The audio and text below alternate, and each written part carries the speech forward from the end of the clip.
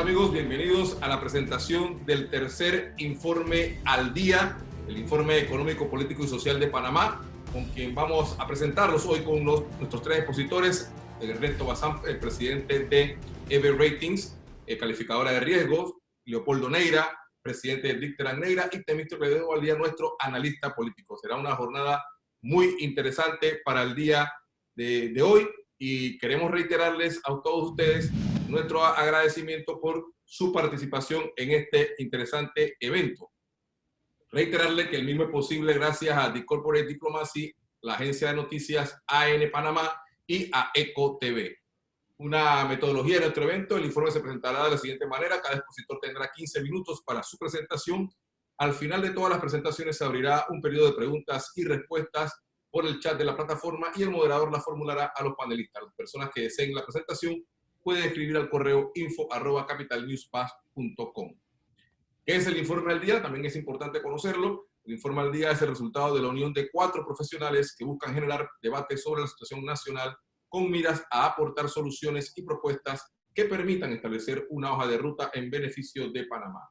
El escenario actual demanda de todos la generación de ideas que contribuyan al desarrollo del país, y ese es el espíritu que inspira este documento, pero siempre basados en principios éticos con credibilidad y transparencia.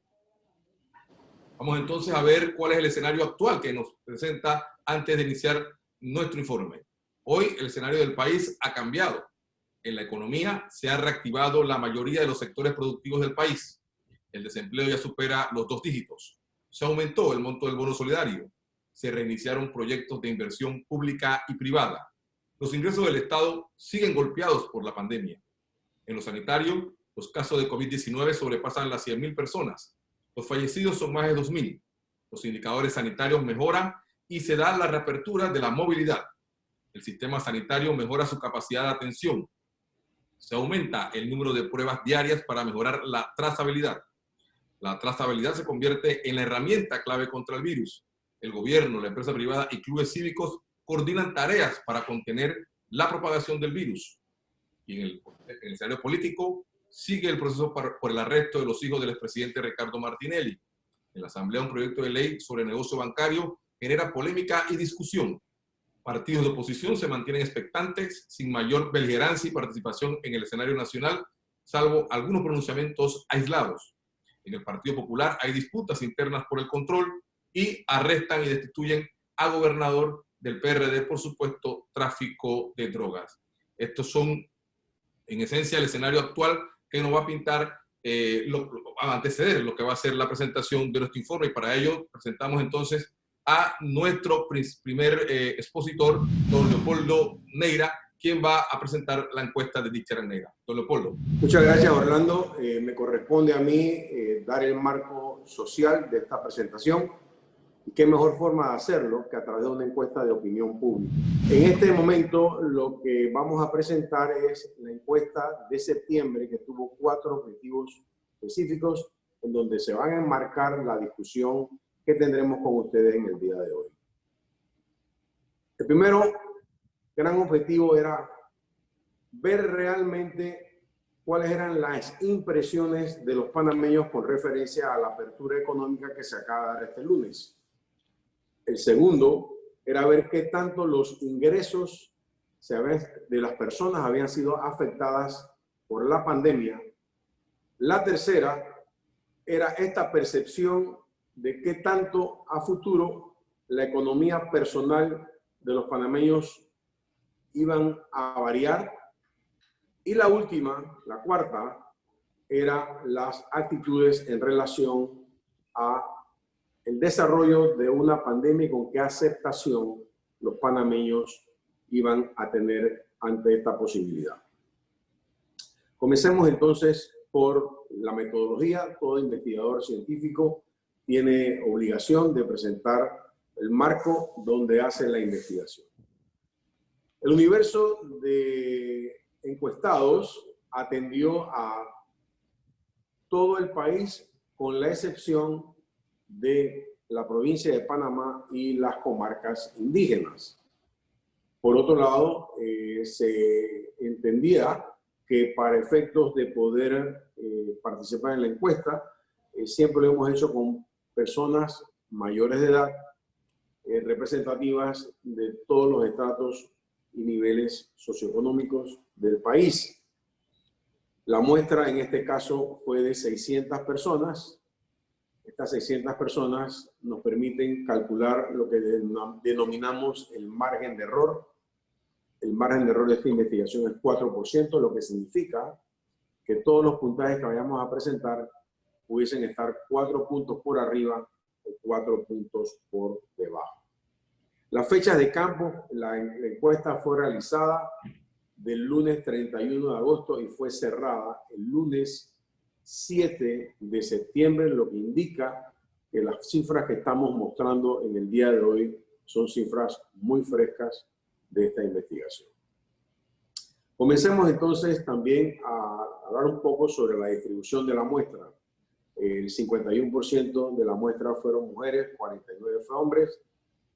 La gráfica también tiene una distribución por ingresos, por edades y la representatividad proporcional de la encuesta con cada una de las provincias. Pasemos ahora a los resultados. La pregunta que hicimos fue la siguiente, fue un dilema para aquellos que estaban haciendo la investigación. ¿La apertura económica usted cree que hay que acelerarla para salvar empleos?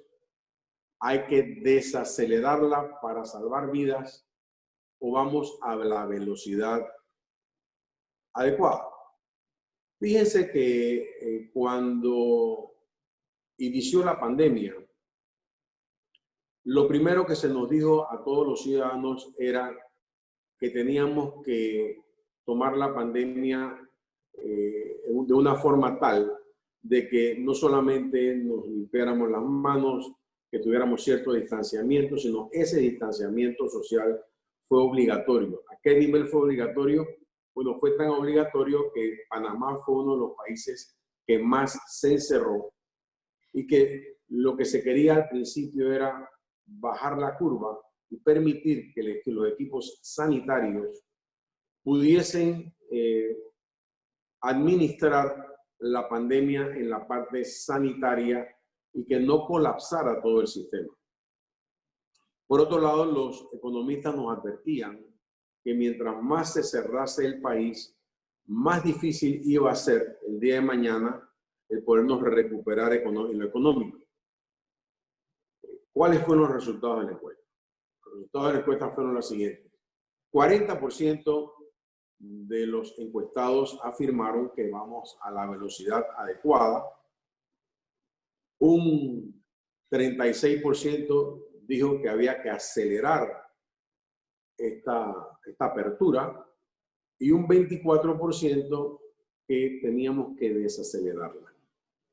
La primera gran conclusión entonces es que cuando abrimos el país el día lunes, un 76% de las personas encuestadas, la proyección del país, estaban a favor de la apertura. Y la segunda gran conclusión de esta gráfica, y es relevante, y es que para el panameño la pandemia tiene una nueva cara, y esa cara es económica. 60% de los panameños, si hiciéramos una extrapolación, ven esta pandemia con una cara económica versus un 40% que lo está viendo ahora como inicialmente lo vimos todos en su esfera sanitaria. ¿Qué significa esto? Bueno, que la preocupación por la parte económica es mayor ahora por los panameños que la parte sanitaria. En la siguiente gráfica preguntamos, en pandemia sus ingresos personales han aumentado, han disminuido o se han mantenido igual. Las cifras no pueden ser más reveladoras en el sentido de que la pandemia tiene una cara muy económica. El 82% de los encuestados indicaron que los ingresos habían disminuido frente a un 4% que dijeron que habían aumentado. Esto corrobora lo anunciado en la gráfica anterior, de que la pandemia es hoy día económica y en adición a esto, que la pandemia es democrática. ¿Qué significa esto? Que bueno, que la gran mayoría de los encuestados, la gran mayoría de los panameños, la gran mayoría de los consumidores, la pandemia los ha afectado. Y también que obviamente la pandemia es de carácter asimétrico. Si vemos el cuadro en los niveles socioeconómicos más bajos, el 90% afirma que sus ingresos han disminuido versus el 68% de los ingresos superiores a $2,000. Pero aquí lo importante es la reafirmación de que la gran mayoría de los panameños, el 82%, se siente muy afectado por la pandemia. Cuando esto lo extrapolamos y hacemos la pregunta a futuro, dijimos en 6 meses, en 6 meses usted cree que su situación económica va a estar mejor, igual o peor. Los resultados fueron los siguientes. 35% dice que mejor, hay un 36% que dice igual y hay un 29% que es y dice peor. Esto hay que verlo con mucho positivismo, en el sentido de que fíjense que en la gráfica anterior, el 82% ya mencionaba que está siendo afectado. ¿Qué significa? Que la apuesta hacia el futuro, hay una ligera tendencia a verla de manera positiva y vamos a necesitarlo porque dentro de pocos meses se acaba la moratoria bancaria y yo estoy seguro que Ernesto en su presentación nos va a ampliar este tema de cómo afecta y cómo está afectando la economía del país justamente por la falta de ingresos que generará obviamente un shock en la oferta y la demanda. Pero aquí lo interesante de este cuadro es que a pesar de la situación, la esperanza todavía no se ha perdido y qué bueno que no haya pasado de esa forma, porque lo que nos viene en la parte económica requiere de un firme análisis por parte de todos. Finalmente, en la siguiente exposición, lo que quisimos entender era la vacuna. Si se ha vendido en todos los gobiernos que la manera de erradicar esta pandemia es por 2 vías.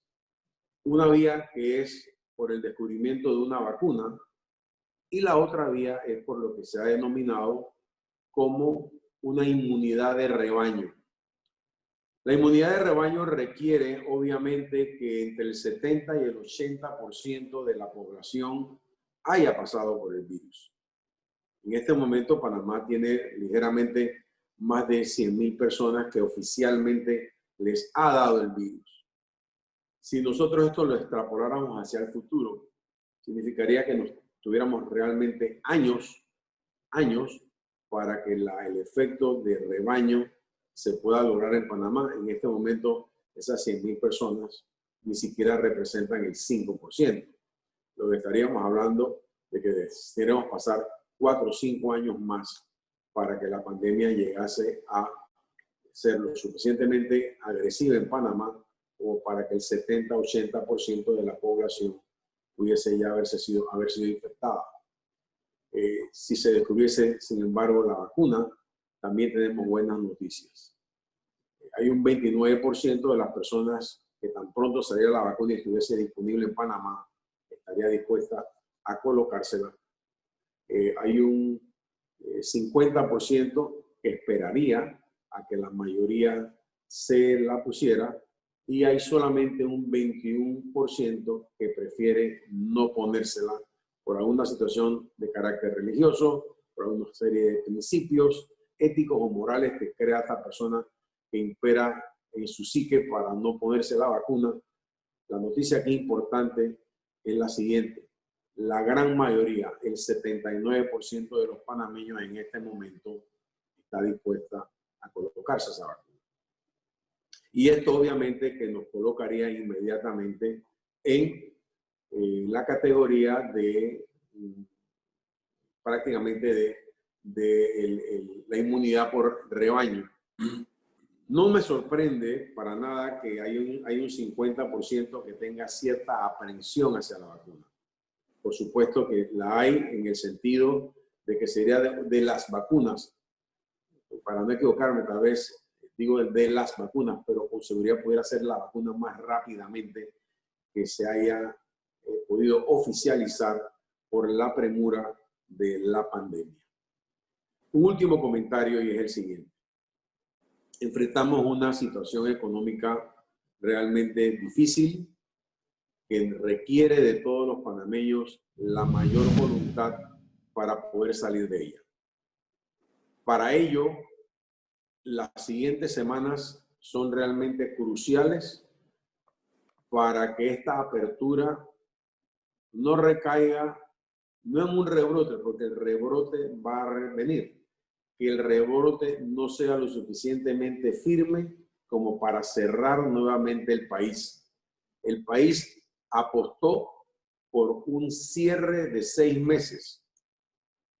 Y justamente lo que necesitamos hacer es que no solamente entendamos que la pandemia no se ha ido, sino de parte de las autoridades que puedan mostrar los suficientes protocolos como para que la ciudadanía de manera ordenada pueda seguirlos a través del uso de los espacios de carácter público y a la vez la empresa privada que también tengan los debidos protocolos que garanticen que los que vamos a trabajar tengamos un sitio realmente seguro. Con estas conclusiones, Orlando, pues, le paso la palabra para los siguientes expositores. Muchas gracias, don Leopoldo, por su excelente presentación. Damos entonces ahora la palabra a Temístocles Valdía, que nos va a desarrollar el tema del clima político y del ambiente que se vive actualmente en Panamá. Temi, bienvenido. Buenos días, amigas y amigos. Es un gran gusto, un gran placer estar aquí nuevamente con ustedes. Vamos a dar el informe político de Panamá en el último mes. Lo hemos denominado Retos de Panamá ante la reapertura de actividades, siendo el informe ahora en septiembre de 2020. Como vemos, el primer slide tiene que ver, por favor, si le pasan el slide ahí. El primer slide tiene que ver con la reapertura de esta semana, el 14 de septiembre, que como ustedes pueden ver, aquí lo más importante es que se eliminan los salvoconductos y ya hay movilidad total de género. Hay que estar claro de que se cambian para la mayoría del país el toque de queda de 11 de la noche a 5 de la mañana, salvo Chiriquí, Cuarentón y Colón, que se mantiene de 7 a 5 de la madrugada. Los domingos son cuarentena total. Aquí también hay que destacar que el Ministerio de Salud puede mantener controles sanitarios y epidémicos en cualquier parte del país. Aquí vemos la reapertura con sus retos y desafíos, que los hay. Crece la expectativa por el comportamiento socioeconómico del país. Creo que hay una gran expectación en este momento por cuál va a ser el comportamiento. Se confianza en los panameños en invertir, confianza en los panameños en gastar y la situación, por supuesto, de una gran cantidad de panameños que llegan a más del 20% de desempleados en este momento. Hay preocupación en el gobierno por un posible desborde de las protestas, ya hablamos de protestas políticas y protestas sociales. Ya la hemos visto incluso durante la pandemia, en plena cuarentena, ya en el día de hoy hubo algunas protestas en algunos sectores de la ciudad capital y no se duda de que esas protestas van a aumentar, lo cual es un gran reto para las autoridades. También habrá un aumento en los delitos en todo el país, especialmente los relacionados a hurtos, robos, asesinatos y tráfico de estupefacientes. Es normal, una población desempleada, es casi un hecho que van a aumentar los hurtos y los robos y el tráfico, muchas de esas personas yendo a traficar con estupefacientes. Ya hoy, recientemente vimos lo que sucedió con un gobernador del área de Gunayala que fue apresado con una gran cantidad de bolsas de cocaína. Esto genera, por supuesto, una enorme responsabilidad para los estamentos de seguridad y esperamos que puedan tener una estrategia para combatir estos flagelos que se ven venir muy pronto. Crecimiento del trabajo informal, otro reto por las autoridades. Es más que obvio que ante el aumento del desempleo tan precipitado que hemos tenido producto de la pandemia, vaya a crecer el trabajo informal. Ya veremos nuestros semáforos llenos de vendedores ambulantes vendiendo de todo y nuestra calle es inundada. Y va a ser un reto especialmente para las ciudades más importantes del país, ver crecer el crecimiento informal ocupando espacios viales y va a ser un reto para los municipios combatir esta situación.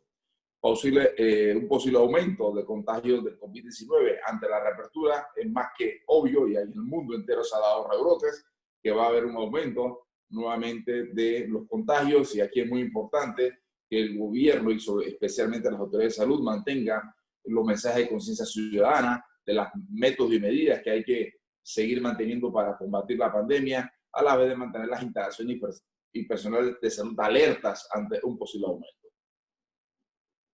Por otro lado, vamos a analizar en esta gráfica las nuevas estrategias políticas del gobierno, que hemos visto ya algunas muy notorias. Por ejemplo, el presidente Cortizo ha tomado la ofensiva de correr las comunidades, llevando el mensaje gubernamental ante la caída precipitada de su popularidad. Para nadie es un secreto que el presidente Cortizo ha tenido en democracia la caída más importante en el primer año de gobierno de su popularidad. Incluso esta caída ya era enorme antes que iniciara la pandemia y ha sido aún mayor durante el transcurso de la pandemia. Y como parte de la estrategia es volver a recorrer las comunidades y los pueblos de nuestro país tratando de recuperar parte de la pérdida de popularidad que tiene el presidente Cortizo. Igualmente hemos visto cómo han bajado el perfil mediático el vicepresidente Carrizo y el ministro consejero José Alejandro Rojas. Ha sido más que evidente, eran personas con un perfil mediático muy alto y como estrategia política del gobierno le han bajado el perfil precisamente porque hay y recae sobre el presidente Carrizo algunas acusaciones y teniendo un alto rechazo popular, y lo que han hecho dentro del gobierno es bajar el perfil. Eso no significa que no sean beligerantes en la vida, en el día a día de la vida gubernamental, siguen manteniendo su estatus, su poder. Sin embargo, a nivel mediático hemos visto que hay un cambio de rol en este momento.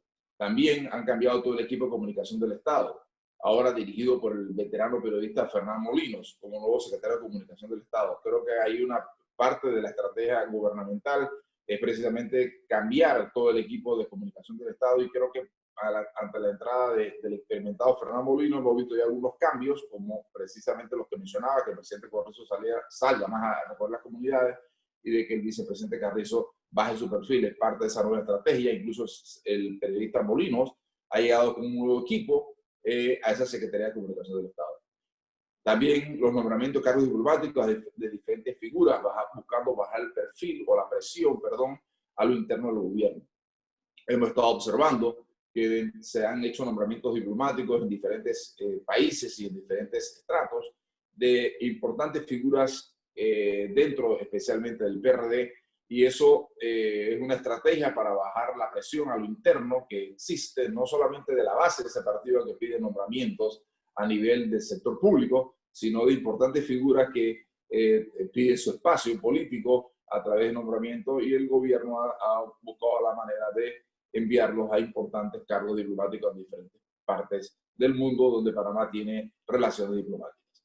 Igualmente, hemos visto un cambio en la estrategia gubernamental y policial ante las acusaciones de aprovechar la pandemia para instaurar un estado policíaco. Hay una denuncia ciudadana muy fuerte del papel de la policía, ha sido un papel más que agresivo, instaurando lo que uno califica un estado policíaco, lo cual es muy contraproducente y peligroso en un país democrático, donde se tienen que seguir ciertos canales y cierta reglamentación cuando se detiene o se enfrentan protestas por parte de la población. Y mucha gente acusa al gobierno de aprovechar esto para instaurar el terror a través de los estamentos de seguridad del Estado, especialmente la policía.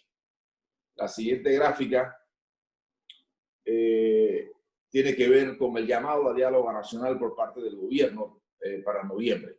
Creo que desde el punto de vista político es muy positivo que el presidente de la República haga ese llamado y ojalá se lleve adelante. Pero aquí hay varios puntos que hay que destacar. Por lo menos expectativa por la agenda para este diálogo nacional. No sabemos cuál es la agenda para este diálogo nacional. Y yo me atrevería a decir, bueno, que si va a estar el Seguro Social, si van a hablar de cambios constitucionales, si va a haber una agenda social o económica y política del país. Creo que si se va a aprovechar para establecer un diálogo nacional, deben tocarse los temas en su conjunto. Igualmente, ¿qué sectores serán convocados a debatir en la mesa de diálogo nacional? No se ha dicho nada al respecto. Sabemos que el presidente Cortizo ha mantenido ciertos diálogos con los presidentes de los partidos políticos, pero me pregunto yo si se va a aprovechar esta mesa de diálogo más allá de la dirigencia de los partidos políticos para invitar a sectores sociales, a sectores económicos y a sectores de la vida del país que mantienen beligerancia. Entonces hay una expectativa si esto realmente se va a realizar y quiénes son los sectores invitados. Igualmente no se ha dicho nada. ¿Qué organización y personas coordinarán esa mesa del diálogo nacional? En el pasado, las mesas de diálogo han sido coordinadas por el PNUD, esta organización de las Naciones Unidas, y han sido coordinadas también por el personal de esta importante institución internacional. No sabemos nada al respecto qué está pensando el presidente Cortizo en torno a esto. Igualmente, qué metodología se ha utilizado para la efectividad de la mesa del diálogo nacional. Tiene que haber una metodología para que todo el mundo esté claro y para que garantice la efectividad de la mesa de diálogo. Tampoco se sabe nada y es probable que si se invita una institución tipo PNUD para hacerlo, ellos traigan entonces la metodología para llevar adelante este diálogo nacional. También, igualmente, qué organismos internacionales y personas serán llamadas para ser garantes independientes del proceso de diálogo. Más allá del organismo que se invite para que coordine esta mesa de diálogo, creo que sería muy interesante para el país, para generar confianza en la mesa del diálogo, que se pueda invitar a ciertos organismos internacionales independientes que puedan ser garantes del resultado de la mesa del diálogo para que las personas invitadas y los organismos invitados sientan confianza de que esto se está haciendo con la mayor seriedad posible. Igualmente, ¿cuál es el compromiso del gobierno de implementar lo acordado? Es una gran interrogante, es una gran pregunta, porque todavía no sabemos si el gobierno está haciendo esto para distensionar el país o hay un verdadero compromiso de tomar en cuenta y implementar lo que ahí se vaya a aprobar. Y sigue habiendo una pregunta importante, si el gobierno realmente va a tomar en cuenta esto. El siguiente slide tiene que ver, y ya yo hablaba en el evento anterior, del rol de la Asamblea de Diputados y lo sigo destacando, porque creo que todos los panameños tenemos que estar muy pendientes de lo que la Asamblea pase, por el rol importante de la Asamblea y por lo beneficioso que pueden ser sus actuaciones y también por lo perjudicial que pueden ser sus actuaciones. Una cosa que hemos estado viendo, que va a haber un incremento de proyectos de ley populista y clientelista. Los diputados, pues precisamente por el clientelismo que ha imperado en este órgano del Estado, tratando de ganar favores políticos ante su pueblo, implementa proyectos de leyes clientelistas y populistas sin hacer un verdadero estudio y sin asesorarse profundamente para llevar leyes que realmente tengan un alcance positivo para el país. Y creo que vamos a ver mucho más de este tipo de leyes que pueden ser peligrosas en el mediano y largo plazo, y algunas incluso en el corto plazo. Iniciativas legislativas más individualistas de los diputados, se ha perdido ya la noción de consultarlos por la bancada, impulsar proyectos de bancada, incluso consultarlos por su propio partido político, o proyectos que busquen algunos consensos con sectores de la sociedad civil o sectores beligerantes de la vida nacional. Y cada vez que los diputados se lanzan con proyectos personales, individualistas, y creo que eso lo hace mucho bien a este órgano de Estado y menos al país. Hemos visto un mayor chantaje al Ejecutivo en dádivas y nombramientos para la aprobación de leyes de interés gubernamental. Vimos hace poco un video de un diputado, Alejandro Castillero, haciendo un llamado público al presidente de la República a que se acelerar los nombramientos de sus allegados políticos, de los simpatizantes del partido de gobierno, y lo cual es muy negativo para el país. Y inclusive este video, este diputado hablaba de que se le hicieran llegar dineros a los diputados para que pudieran llevar regalías y dádivas a la población, y decía: presidente, así le quitamos la presión a usted. A eso hemos llegado en el país, cuando la función de la Asamblea, todos sabemos que es otra, es legislar y fiscalizar. Lamentablemente se ha tergiversado esa función de la Asamblea de Diputados. Otro aspecto es que vienen discusiones para el país del proyecto de ley internacional, y van a ver, las perspectivas no son buenas, porque hay muchos proyectos de ley que vienen, que van a estar bajo el ojo punzante de la población y de muchos sectores del país, pero que sin embargo creo que dentro de la Asamblea se le está dando otra connotación, lo cual es muy peligroso, y tenemos que estar muy pendientes de lo que ahí pasa. Por otro lado, quiero destacar en esta última gráfica la elección presidencial en los Estados Unidos. Como todos sabemos, en noviembre va a haber una elección presidencial, y hay dos candidatos a la reelección: el presidente Donald Trump y John Biden por el Partido Demócrata, que es el del partido opositor. Y cuando ustedes se preguntarán, ¿y por qué yo hago esto y cómo esto incide en la política panameña? Pues tengo que decirles que muchísimo, y en la política latinoamericana muchísimo. Porque no va a ser la misma política si gana Trump y gana Biden. Hasta hace mes y medio todo indicaba que el nuevo presidente de Estados Unidos iba a ser el señor Biden. Según las últimas encuestas, hay un proceso de crecimiento en la candidatura de Donald Trump, y ya no me extrañaría que se reeligiera el presidente actual, Trump. En estos momentos, según vi la última encuesta, básicamente hay un empate técnico, lo cual genera expectativa para Panamá. No va a ser lo mismo para nuestro país si gana Trump o gana Biden. La geopolítica es vista y es manejada de diferentes perspectivas dentro del Partido Republicano que dentro del Partido Demócrata. Creo que en el caso panameño van a cambiar muchas las cosas. Por ejemplo, el gobierno de Trump ha sido muy incisivo y muy cuestionador de las relaciones de Panamá con China, y hasta cierto punto ha sido un factor en esas relaciones. Probablemente con Biden no sean tanto. El tema judicial, bajo la administración Trump, hemos visto que hay políticos panameños encausados en los Estados Unidos, pendientes de extradición, y probablemente vengan más. Este es un tema importante para la administración Trump. No sé si va a ser lo mismo, un tema importante para la administración Biden. Evidentemente que las perspectivas para América Latina van a cambiar, no solamente porque si gana Trump va a insistir en la construcción de su muro en México, o a la caída del régimen de Nicolás Maduro. Si gana Biden, probablemente esos son temas que van a pasar a segundo plano. O sea que dependiendo quién gane en los Estados Unidos, va a cambiar mucho la percepción, y más que la percepción, las acciones del gobierno norteamericano hacia América Latina, entendiendo que geopolíticamente hablando, los Estados Unidos es la primera potencia mundial y tiene mucho interés en los temas de otras regiones.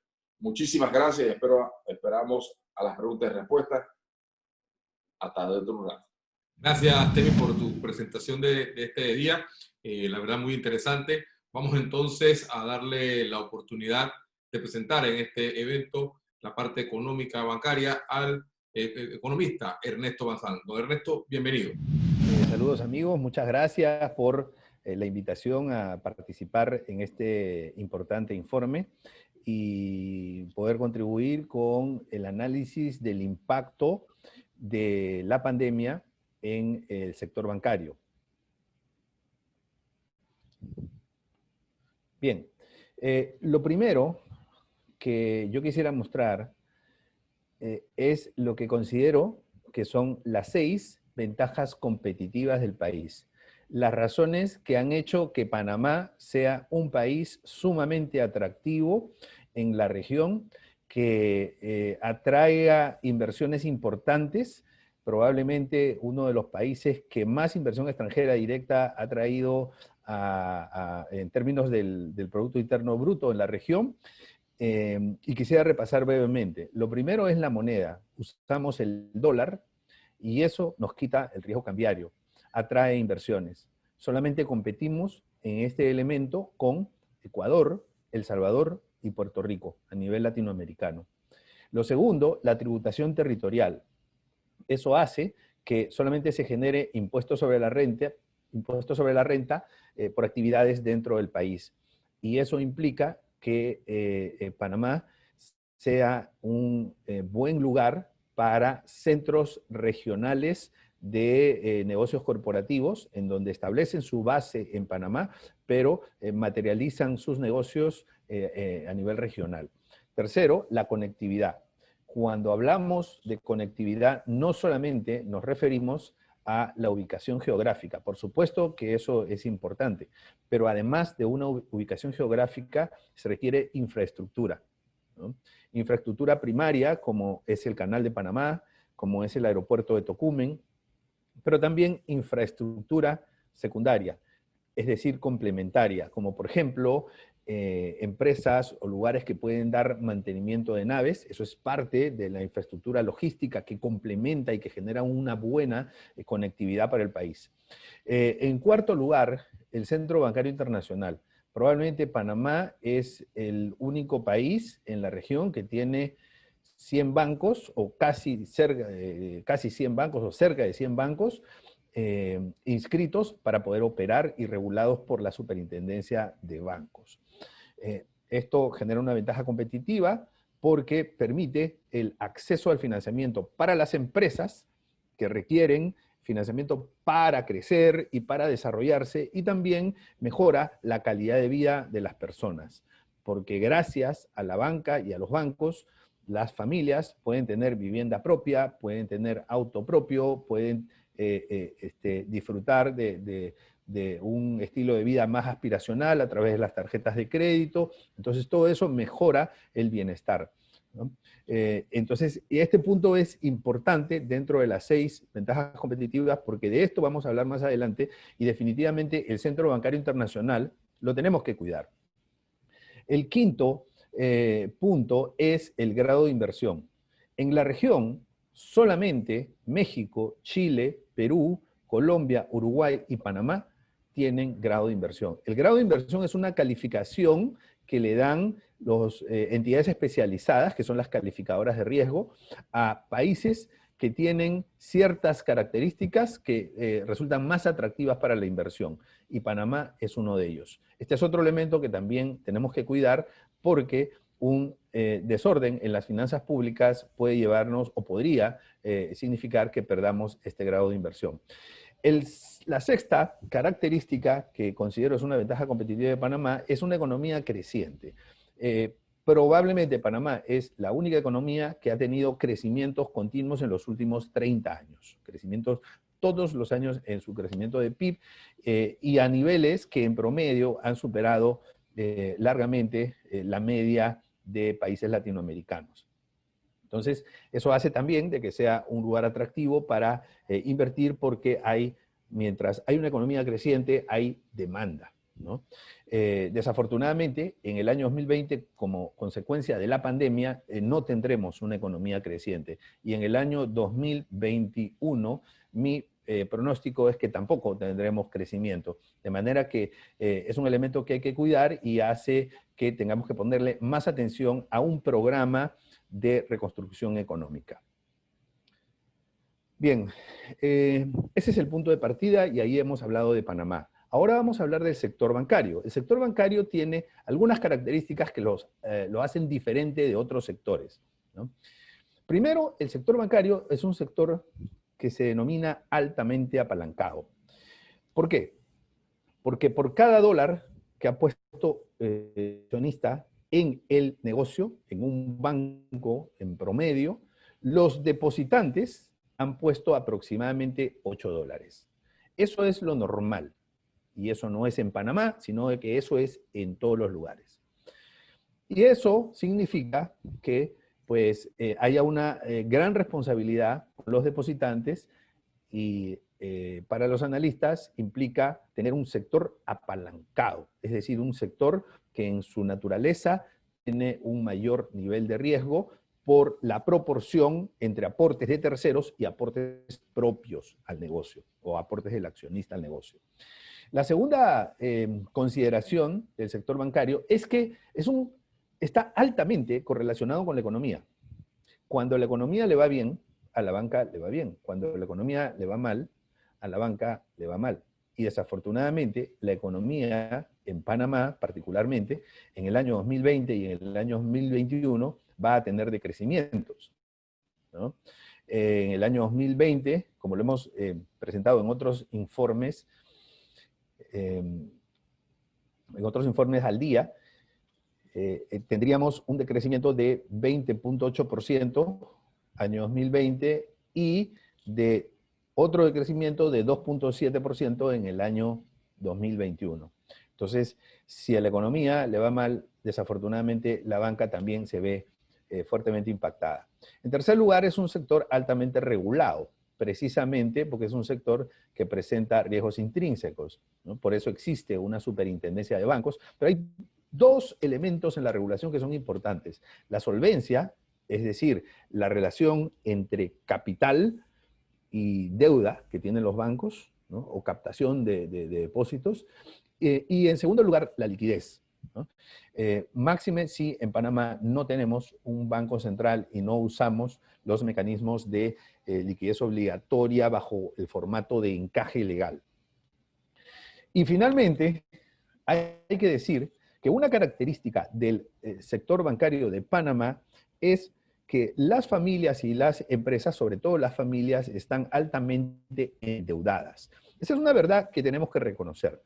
El ratio de penetración bancaria, que se mide como créditos otorgados por el sector bancario sobre el Producto Interno Bruto, en Panamá resulta 83%. Solamente es superado por Chile, que tiene alrededor de un 87%, y la media en Latinoamérica es 40%. ¿No? Entonces, en Panamá tenemos la ley de descuento directo, que ha sido una ley sumamente favorable para el otorgamiento del crédito, pero también tenemos que reconocer que existe un gran porcentaje de panameños que está con su endeudamiento al tope. Bien. Como consecuencia de la pandemia, la Superintendencia de Bancos emitió un acuerdo, que es el Acuerdo 2-2020, en donde crea una categoría de créditos que se denominan créditos modificados. Estos créditos modificados son aquellos créditos digamos, de deudores que han sido afectados por la pandemia, ¿no? Y que entran en una situación que hemos denominado de moratoria. Existen, obviamente, los créditos modificados comerciales de empresas y existen los créditos modificados a personas, es decir, de consumo y de hipotecas. En la parte comercial, y la cifra es al 10 de septiembre del 2020, ha sido un total de 36.352 clientes. Los sectores que representan una mayor parte de esta cantidad de clientes son servicios, en un 40%, comercio en un 26% y construcción en un 10%. Eso, si nosotros lo vemos por el lado del número de clientes. Ahora, sin embargo, si nosotros lo vemos por el lado del monto, ha sido cerca de 11.500 millones de dólares, en donde el sector más afectado en cuantía ha sido construcción, 29%. Comercio, 23%, y servicios, 20%. ¿No sería particularmente importante esto si esos tres sectores, construcción, comercio y servicios, no fuesen sectores importantísimos, motores y conductores de la economía panameña? Entonces, lo que quiero mostrar con este gráfico es que los sectores más importantes son, desafortunadamente, los que representan una mayor porción del total de créditos modificados. Bien, ¿y qué pasa con los créditos a personas? Bueno, las mismas cifras al 10 de septiembre, publicadas por la Superintendencia de Bancos, presenta un total de 862.000 clientes. 862.000 clientes. Realmente, estas son transacciones. Si lo quisiéramos poner en términos de clientes, mi estimación es que estamos hablando de aproximadamente 500.000 clientes que se han visto afectados por la pandemia y que han suspendido su pago acogiéndose a la ley de la moratoria. En términos de número de clientes, el grueso es tarjetas de crédito, 41%. 27% para los créditos personales y de consumo, 19% en vivienda y 14% en autos. Sin embargo, cuando nosotros lo vemos a nivel de monto, estamos hablando de un total de 15.642 millones. Y a nivel de monto, vivienda es lo más importante. El 69% del total de créditos que ha entrado en moratoria dentro de créditos personales corresponde a hipotecas. En segundo lugar, los créditos personales, 13%, 10% en tarjeta de crédito y 8% en créditos automotrices. Esa es la realidad. Ahora, es muy preocupante porque en total estamos hablando de un total de créditos modificados de 27.583 millones. Eso representa una porción importante de la economía, porque cuando tenemos, el tamaño de nuestra economía es de 68.000 millones. ¿No? Entonces, cuando tenemos 68.000 millones de dólares de Producto Interno Bruto y tenemos un total de créditos de 27.583 millones que han entrado en la categoría modificados, es decir, están temporalmente impagos, vemos que existe una proporción de aproximadamente 40% del total de créditos que está en una situación impaga, el total del PIB que está en una situación impaga, y eso nos deja una señal de alerta acerca de lo que podría ocurrir con los clientes y también con el sector bancario.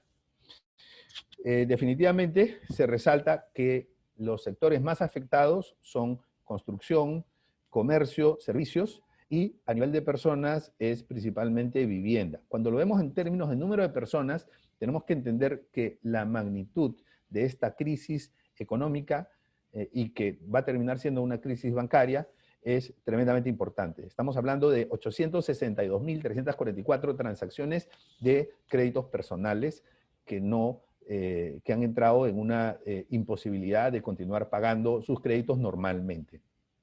Bien.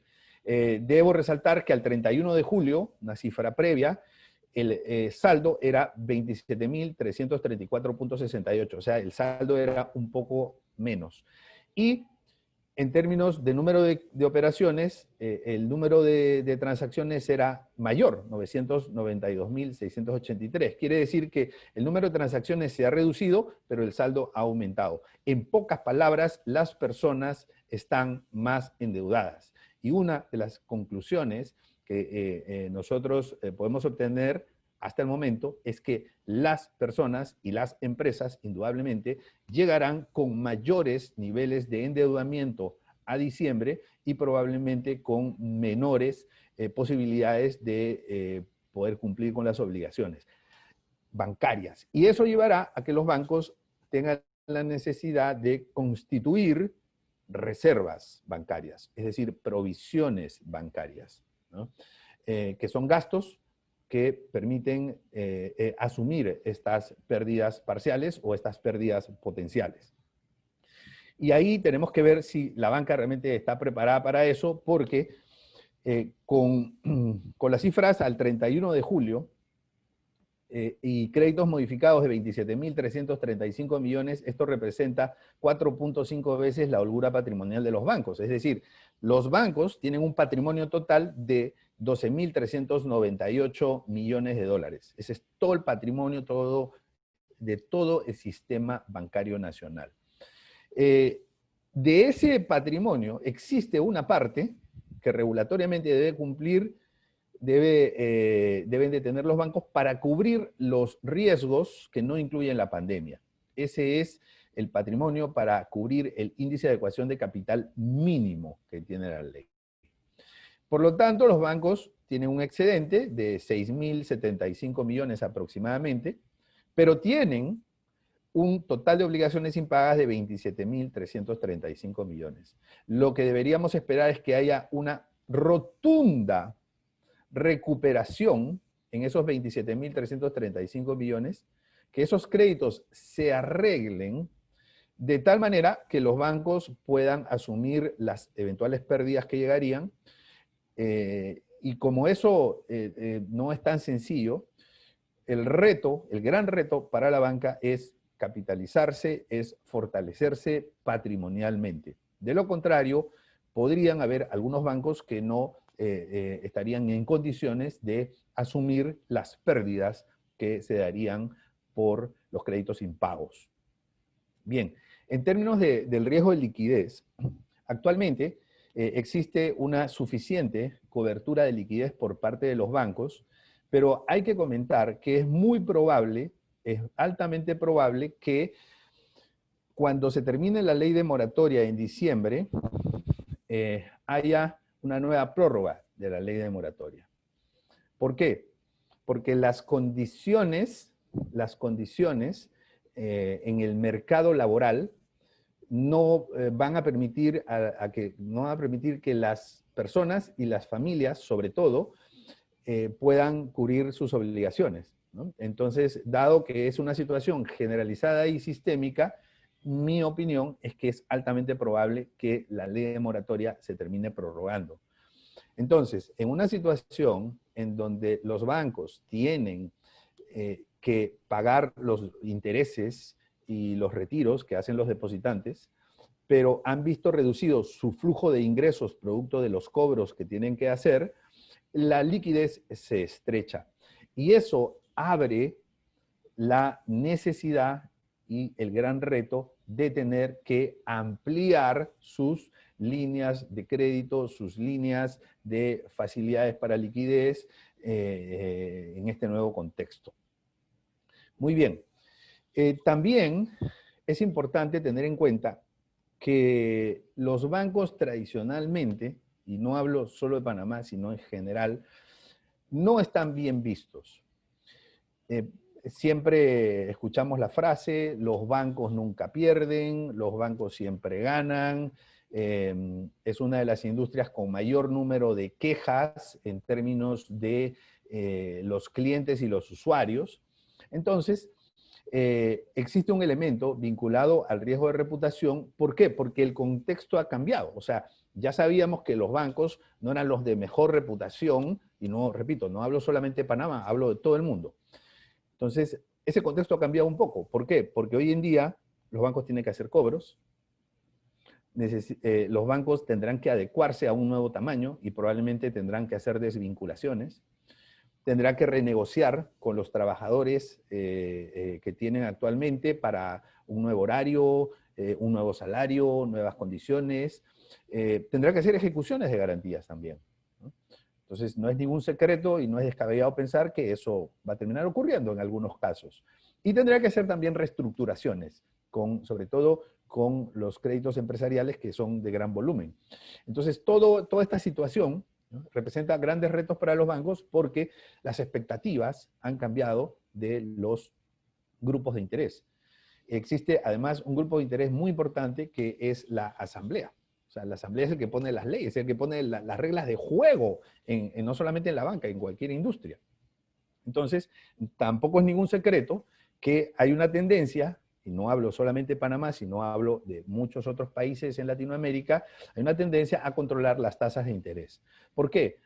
Porque en algunos casos se ha dado la percepción del abuso en el cambio de las condiciones, o ya sea las cuentas o las tasas de interés o las comisiones o el tratamiento de las renegociaciones. Entonces, hace algunos años en Ecuador se controló la tasa de interés, se le puso un tope, en Costa Rica también se puso un tope, en Honduras hay un proyecto de ley, en Panamá hay un proyecto de ley, ¿no? Entonces, esa es una tendencia y el resultado de esa situación o de esos proyectos va a depender mucho de las políticas que tengan los bancos en términos de su riesgo de su riesgo de reputación.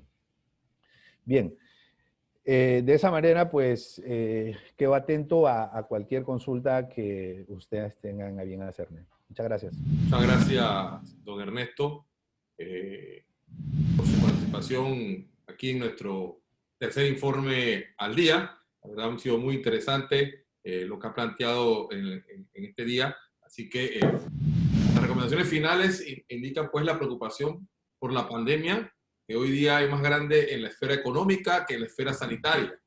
No hay que perder de vista que existe una alta interrelación entre ellas Mientras mayor la apertura económica, mayor precaución debe tomar la ciudadanía. La eficiencia de la apertura económica radica en cómo el gobierno facilita el distanciamiento social en el transporte e instituciones públicas y cómo los ciudadanos y la empresa privada establecen patrones equivalentes en horarios flexibles de trabajo y uso de nuevas tecnologías. Existe una actitud con tendencia positiva hacia el futuro. Esta actitud es necesaria conservarla para ser utilizada cuando finalice la moratoria bancaria. Un rebrote es lo esperado. Lo que hay que evitar es una nueva paralización de la economía. Esto último lo determinarán los gobernantes, de los que esperamos claro liderazgo, y la ciudadanía que, percibiéndola de esta forma, actúe con propiedad. La recuperación económica en el país es un aspecto clave para evitar el colapso social.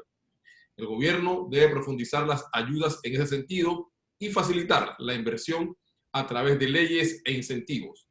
La mesa del diálogo nacional puede ser una buena ruta para lograr consensos, pero se requiere compromiso real del gobierno para implementar lo consensuado. El gobierno tiene tiempo suficiente para hacer rectificaciones, especialmente en el combate a la corrupción, implementando mecanismos de transparencia verdaderos para recuperar la confianza ante la población.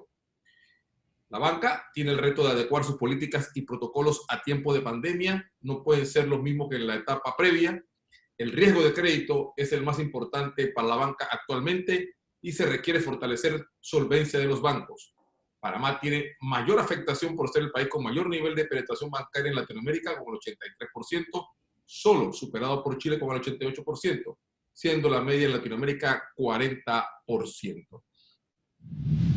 Con estas recomendaciones finales, amigos, llegamos pues al final de la presentación de nuestro tercer informe al día, un análisis de la economía, del aspecto social y el aspecto político de nuestro país. Esperamos que haya sido de su completo agrado y los invitamos para que en el mes de octubre también estén con nosotros en nuestro cuarto informe al día. Que pasen todos un excelente día.